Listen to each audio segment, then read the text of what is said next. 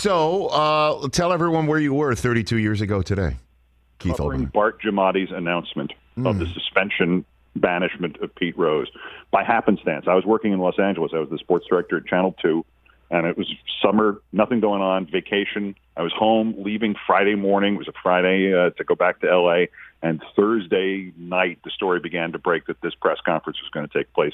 Threw the plans into reverse, went with the local crew from Channel 2 here in New York, and was at that press conference. And, it's a historical moment.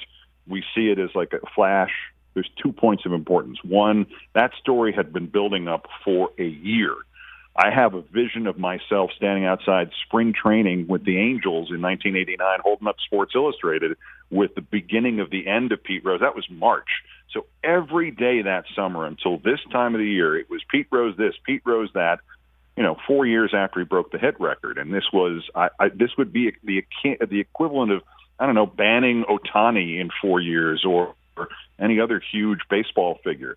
And the second part of it was Bart Giamatti, and I said it on the air that day, and I still haven't gotten over this, was the most alive I ever saw anybody anywhere the day that he banned Pete Rose, and a week later he dropped dead of a massive coronary. It's still just the most forceful, righteous indignation. He was vengeance as justice.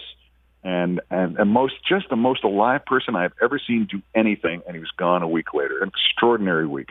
So, what was it like in that room, Keith? 32 years ago today. There was Bart Giamatti, and the rest of us were just kind of watching this orchestra conducted by a man by himself. I mean, he had the whole thing prepared, and it was clear from his phrasing, based on what we're hearing out of Cincinnati, that he had somehow convinced Pete that this was a reviewable suspension and a temporary thing and maybe a year or something. And then, in fact, he had slipped the noose around Pete's neck and did what we have seen since, which was a lifetime ban without really ever calling it that.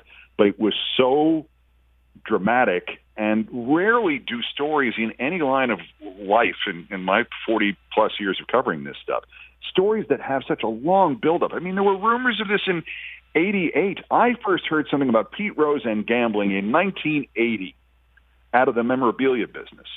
And it took all that time to build up, and yet this was like, I can't compare this to anything else of that kind of long buildup. This was lightning. This was a series of lightning strikes, only the man standing at the podium was throwing the lightning. That was what it was like.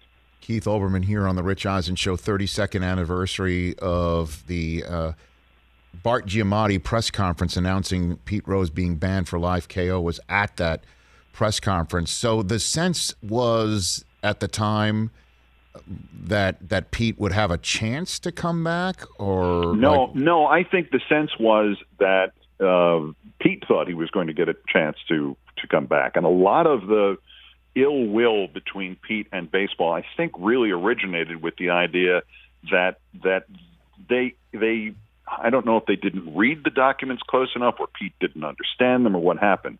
But Giamatti was going for a permanent ineligible ban. I mean, his last words were, "The subject of Pete Rose is closed."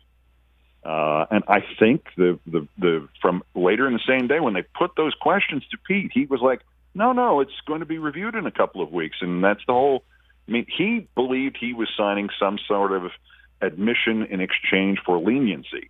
And I guess the leniency was he was only suspended for one lifetime rather than for 25. But Giamatti was clearly furious at that news conference and suppressing rage. And it contributed to the nature of the forcefulness, and many people thought it contributed to Bart's death too, because the entirety of his commissionership was essentially consumed by dealing with the Rose scandal as it built and built and built, and that was, if you tie this into the idea that's also sort of lost to history, Bart Giamatti was considered to be the man most likely to save baseball from itself. He was a president of Yale, a scholar, and a baseball addict. and a Red Sox fan when that meant you can endure losing, who wrote poetry about baseball, and who was probably the most overqualified baseball executive of all time. And he was coming in, he was going to clean things up, and the first step was, Pete Rose thinks he's going to sue me? Go ahead. Try it. And that was his attitude. He was going to say the same thing and had said the same things to owners. And we haven't had a commissioner in sports like that. There have been some good ones like Adam Silver and a few others who have done okay. But commissioners are toadies who are management employees. Fay Vincent would have banned like 16 owners. If he'd had, Giamatti would have done it. Vincent tried. Bart Giamatti would have banned 16 owners if he'd had 20 years in the commissionership. So there's that second element to it as well, besides Pete. So then I guess that might answer my next question, Keith Olbermann, which is if Giamatti had not passed away a week later, you know how stances soften over time, right? So do you think the fact that Giamatti passed and then there are people who are close to him who do believe that the Rose scenario and situation led to his heart giving way, that if he had lived, that maybe Rose might not be banned for life today? No, I don't. I think that regardless of what the consequences were, obviously Bart Giamatti died because he was a chain smoker, and the other things that brought stress or pressure to him could have been interchangeable with things that did or did not happen elsewhere in his life. I'm recreating a sense of this must have contributed to his stress. Who knows? But I will say this: I don't think that there would have been much of a different path for Pete under a long-term Giamatti commissionership, because again, there had been in that year many threats from the Rose side, like don't you dare try to. He's the most popular man in baseball, which might have been true. He's the most famous player in baseball. He broke that bastard Ty Cobb's record. I think Giamatti was believed that the entire power structure and the rules that he most believed in, as in no gambling, certainly no gambling on your own team, passive aggressively or otherwise.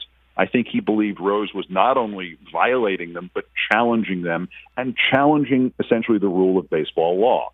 And nobody was righteous like Bart Giamatti. It put a lot of people off.